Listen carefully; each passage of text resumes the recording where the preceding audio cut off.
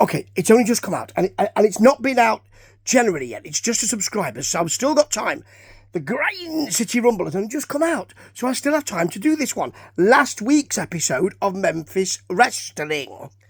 One of the great things about this fantastic wrestling promotion is that the crowd are febrile and really going for it. The moment that Jimmy Blaylock and the Hollywood clique come out to the desk, capital T, capital D, the crowd are brandishing Twinkies at him. He is a gentleman with a little bit of timber on him, and that's what they do. There's a general feeling that he likes Twinkies, and there you go. So,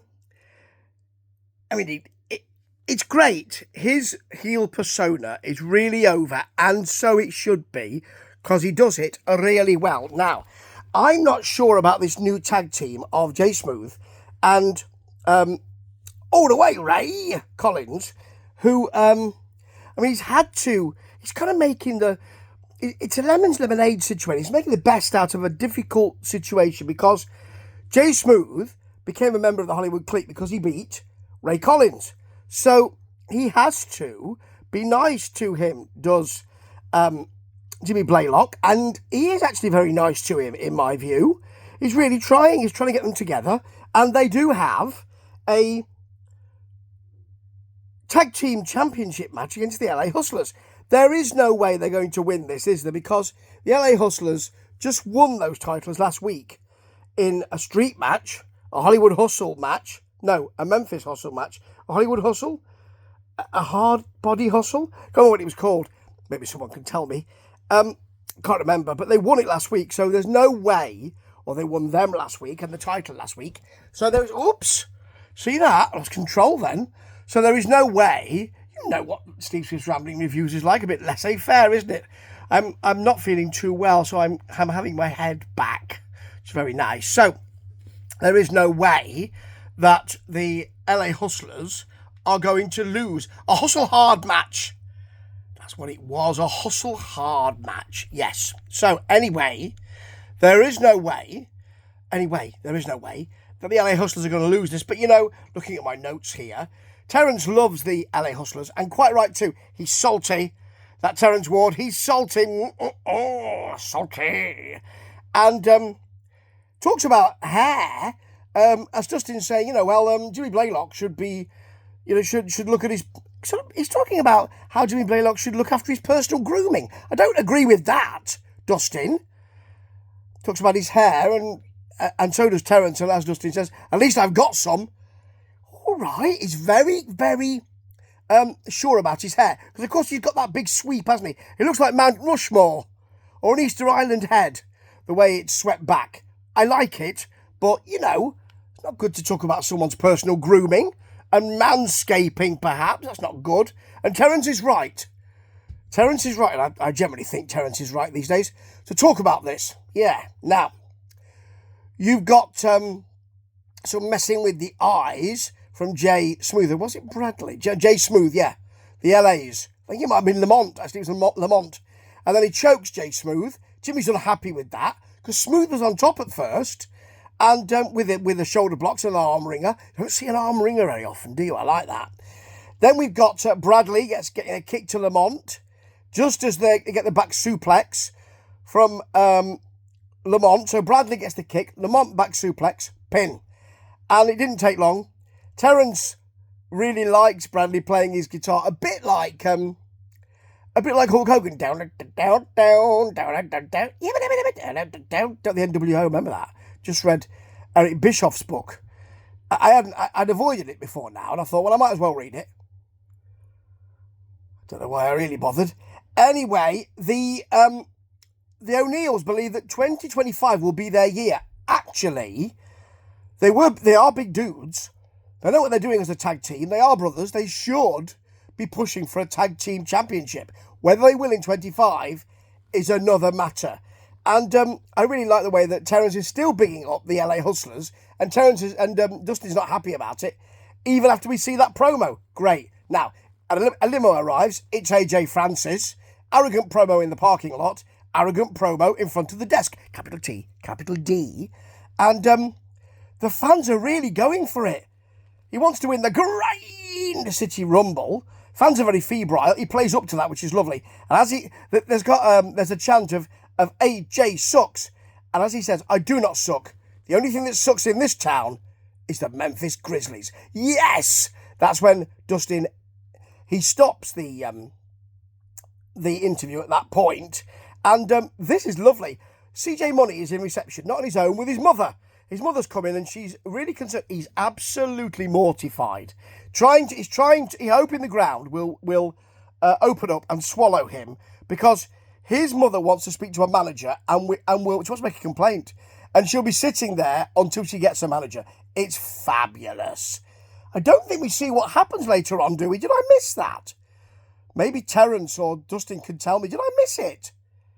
Anyway, or Memphis Fred, maybe he can tell me. Now, Gio Savage is facing Colton Cage. Gio gets a couple of fans to do the shoulder roll with him. We like that, don't we? We like it. For us who are not so active, it's a good way of dancing, really. Now, there are some Savage cross bodies. A big high cross body in the corner. He wants a pin from that and he won't get it. But Colton comes back with a big clothesline and some stomps, a basement drop kick, which is very nice. He hits that Cage cutter, the Colton cutter, the Cupid cutter it's also called. Then he's up to the top, but it doesn't go the way he wants it. And there is a backslide from Gio Savage, and he gets the pin. It was a bit of a nothing match, really, because I'm not quite sure where each of these is going now.